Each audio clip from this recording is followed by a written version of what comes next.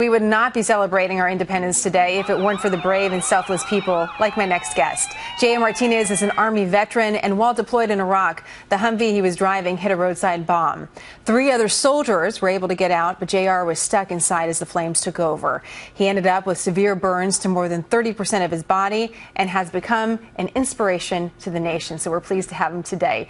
Today, though, he's wondering how the VA could turn its back on guys like him. I'm curious what you think, J.R., just on the conversation we had with Craig, and I know you've been following this story since the very beginning. What are your thoughts about it this July 4th?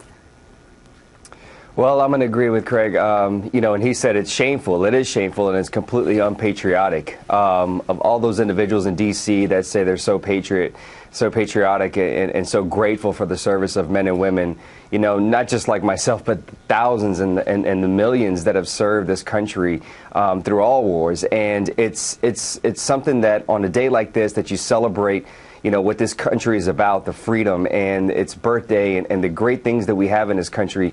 It's really sad that we're not making it a more of a priority to take care of this issue and to push it to the forefront. And for everyone in D.C. to say, look, this needs to be something that we address now and we figure out the solution to it now.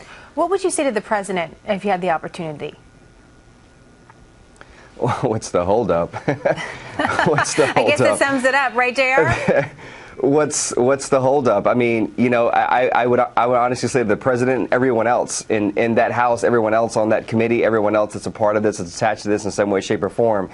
Listen, when I was a young E1, a young private in the Army, and I got out of basic training in December of 2002, there was no hesitation and there was no waiting to deploy a young soldier to Iraq because we needed people there, because we had a mission, because we had something we had to accomplish. There's no waiting and stop-lossing a service member. There's no waiting when it comes to them leaving their families. But why is there a wait when it comes to our care, when it comes to everything that we've earned, everything that we fought for? And all we're asking for, we're not asking for a free ticket to the lotto every single night. We're asking literally just for appointments and care, just so that way we can live a quote-unquote normal life. So what's the holdup? Why is the wait? Why is that such a priority? But when it comes to taking care of us and our families, that's not so much of a priority. And how do you make sense of that, J.R.? How do you make sense of the fact that there seems to be a double standard? I honestly, Jenna, I can't make any sense of it. I mean, I've talked to a lot of guys that have served. I've talked to my good friend Paul Rykov, who is the executive director of Iraq and Afghanistan Veterans of America, and they're constantly knocking on the door of the White House, constantly knocking on Congress's door and talking to everybody about these issues and what we need to see done in the veteran space to make this, to create a solution versus continue to be a problem. And none of us can make sense of it. None of us understand what's the holdup. I mean, I know we're nominating somebody brand new, and that's great. He seems like he can be a good candidate to possibly come in and fix, but it's not necessarily just money. We need a leader to come in and essentially be informed of all the issues that our service members are facing, and at the end of the day say, if someone's doing the complete opposite of what they should be doing, then they got to go. It doesn't matter where they stand, it doesn't matter where they rank, they got to go. Well, and as you mentioned, that's how it would be dealt with in the military. I'm curious on your future aspirations, JR, because I know that you've said in the past that this has gotten you so fired up that you're thinking maybe you should get into politics, which I'm sure a lot of our viewers would be supportive of. Have you given any more thought to that? I have. I actually have. I mean, I said that last time I was on the show with Neil talking about this very issue, and it seems like that was 6 months ago, and we're still talking about the same issue.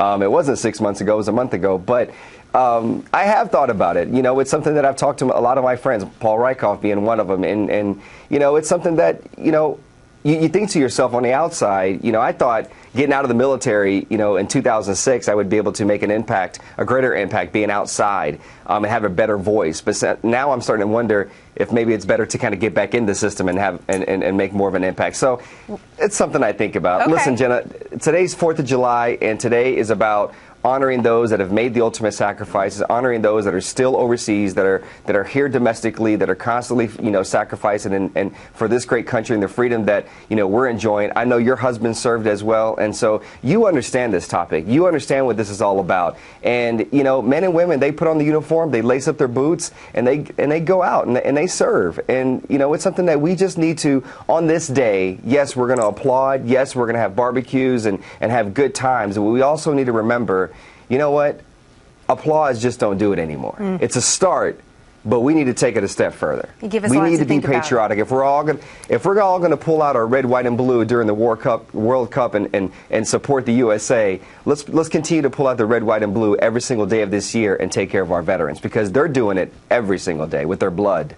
It's a goal to work towards. And it's one of the things I most admire about my husband and about you, JR, is that once you get involved in service, it stays with you. It's really in your blood, and it's with you for the rest of your life.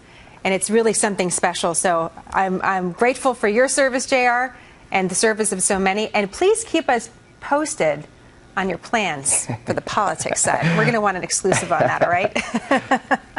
All right, Jenna. Happy 4th of July to you, to all the service members and their families. Thank you very much. God bless America. Thank you, JR.